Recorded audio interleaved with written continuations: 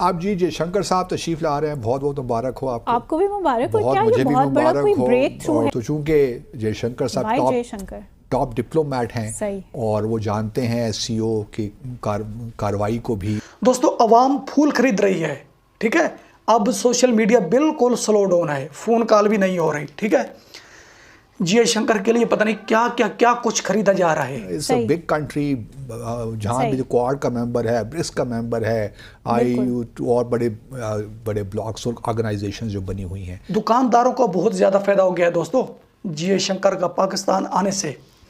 Indian वजीर है, उनकी इतनी क्यों ज़्यादा इज्जत की जा रही है, पाकिस्तानी उनकी क्यों इज्जत कर रहे हैं? इसलिए कि वो अवामी लीडर हैं। और मैं तो जो है लोग इसको ब्रेक थ्रू कह रहे हैं। 2015 के बाद पहली बार इंडिया के फॉरेन मिनिस्टर जो हैं पाकिस्तान आ रहे हैं और मेरे ख्याल से उनको एक अच्छा रिसेप्शन। अभी भी कोई मुलाकात मुतवक्के है? अच्छा, इसके बारे में आपको बताता हूँ कि मुलाकात मुतवक्के है कि नहीं। मैं ये ज़ाती तौर पे समझता हूँ कि जो प्लेटफॉर्म्स होते हैं उनकी अहमियत नहीं होती, लीडरशिप की अहमियत होती है।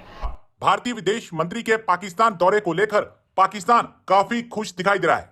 भारत के विदेश मंत्री एस जयशंकर के स्वागत की तैयारियां शुरू हो चुकी हैं। हर तरफ तिरंगा लहराया जाएगा।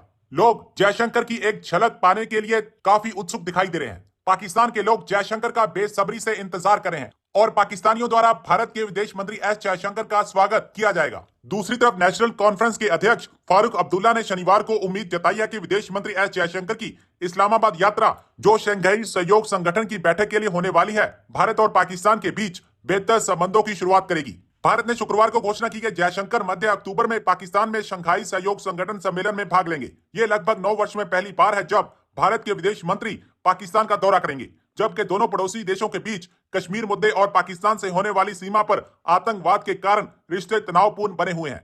कि जयशंकर पाकिस्तान आ रहे हैं और जब से ये न्यूज़ हेडलाइन सुनी गई है ना, पाकिस्तान में इतनी खुशी मनाई जा रही है, लोगों के अंदर इतनी खुशी आ चुकी है कि जैसे ईद का चांद नजर आ जाए। दोस्तों जयशंकर की इतनी खुशी है लोगों को। पाकिस्तान का सोशल मीडिया स्लो डाउन कर दिया गया है, फ़ोन कॉल सर्विस जो है वो बंद कर दी गई है, इंटरनेट नहीं चलने दिया जा रहा और ना ही इलेक्ट्रॉनिक मीडिया पर यह दिखाया जा रहा है कि पाकिस्तान की आवाम जयशंकर के लिए खुशियां मना रही है। दोस्तों एक तरफ जयशंकर को इन्होंने पाकिस्तान आने की दावत दी है, दूसरी तरफ जो जयशंकर के लिए खुशियां मनाई जा रही हैं वो नहीं दिखा रहे, ना सोशल मीडिया पर दिखाने दिया जा रहा है और ना ही इलेक्ट्रॉनिक मीडिया पर दिखाया जा रहा है। दोस्तों ऐसा क्यों कर रहे हैं? जयशंकर को अवाम इज्जत दे रही है तो दिखाएं, छुपा क्यों रहे हैं? किस लिए छुपा रहे हैं?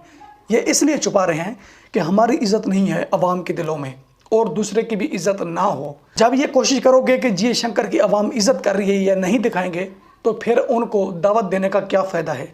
क्यों मुनाफिकत करते हो किसी के साथ? उनको बुला रहे हो तुम इजलास में शिरकत के लिए, दूसरी तरफ पाबंदी लगा रहे हो सोशल मीडिया पर, इलेक्ट्रॉनिक मीडिया पर कि अवाम को नहीं दिखाना कि जयशंकर के लिए अवाम क्या कर रही है। दोस्तों अवाम फूल खरीद रही है, ठीक है। अब सोशल मीडिया बिल्कुल स्लो डाउन है, फ़ोन कॉल भी नहीं हो रही, ठीक है। जयशंकर के लिए पता नहीं क्या क्या क्या कुछ खरीदा जा रहा है। दुकानदारों को बहुत ज़्यादा फायदा हो गया है दोस्तों जयशंकर का पाकिस्तान आने से।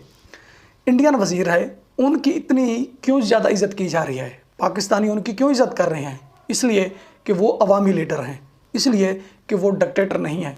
इज़्ज़त होती है सिर्फ अवामी लीडर की, डिक्टेटर की दोस्तों इज़्ज़त नहीं होती। इसलिए अवाम बहुत ज़्यादा इज़्ज़त कर रही है जयशंकर की। अच्छा, जब जयशंकर पाकिस्तान आएंगे तो क्या होगा? ये जो अवाम है ये तो चढ़ जाएगी, अवाम पीछे नहीं हटेगी। जयशंकर को देखने के लिए अवाम पीछे नहीं हटेगी और फिर अवाम पर जुल्म किया जाएगा, अवाम को पीछे हटाया जाएगा और फिर मीडिया से भी ये कह दिया जाएगा कि ये नहीं दिखाना कि जयशंकर के लिए अवाम इतनी इकट्ठी हुई है। तो दोस्तों इनकी इज्जत कुदरत की तरफ से नहीं है और जयशंकर की इज्जत क्यों नहीं होने देते? ये कहते हैं कि जिस तरह हम बेइज्जत हो रहे हैं दूसरे भी ऐसे बेइज्जत हों। आपको तो इज्जत कुदरत की तरफ से नहीं मिली, उनको तो अल्लाह ताला ने इज्जत दी है ना, दिखाने दो उनको जो कुछ उनके साथ हो रहा है। दोस्तों ये नहीं करेंगे और उनको बुला रहे हैं इसलिए कि 4 पैसे हमारे हाथ आ जाएंगे, ठीक है। इसलिए बुला रहे हैं कि जब दूसरी कंट्रियाँ यह देखेंगी कि इंडिया वजीर का विजिट हुआ है पाकिस्तान तो हमें पैसा बहुत ज़्यादा मिलेगा, ठीक है। अब ये गेम इस तरह से कुछ खेल रहे हैं, ये ड्रामेबाजी इस तरह कर रहे हैं कि इंडिया जा रहा है पाकिस्तान, वो बिज़नेस की बात कर रहा है, लेन देन की बात कर रहा है, तो दूसरी कंट्रियां कहेंगी कि हम भी लेन देन की बात करते हैं, हम भी पाकिस्तान में बिजनेस करना चाहते हैं। जो कंट्रियां नहीं आ रही ना पाकिस्तान में, सिर्फ उनको यकीन दिलाने के लिए ये सब कुछ किया जा रहा है। तो दोस्तों, पाकिस्तानी ये सोच रहे हैं कि जब दूसरी कंट्रियां देखेंगी कि इंडिया एक बहुत बड़ा मुल्क है जिसके वजीर पाकिस्तान जा रहे हैं, तो हम भी जाएं।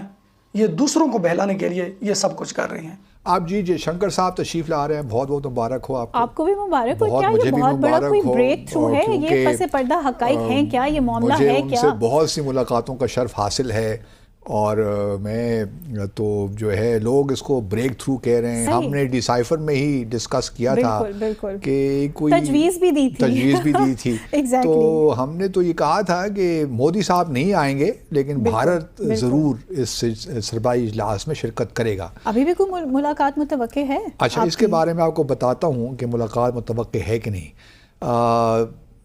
अच्छी बात है कि भारत ने वज़ीर ख़ारजा का उनको भिजवा रहे हैं, क्योंकि वो अपने वाइस प्रेसिडेंट को ही भिजवा सकते थे। बिल्कुल। तो चूंकि जयशंकर साहब टॉप डिप्लोमेट हैं और वो जानते हैं SCO की कार्रवाई को भी, और फिर 22-23 अक्टूबर को ब्रिक्स की समिट भी हो रही है रूस में, तो बहुत से ममालिक जो यहाँ पे आएंगे वो वहाँ भी उसके मेंबर भी हैं।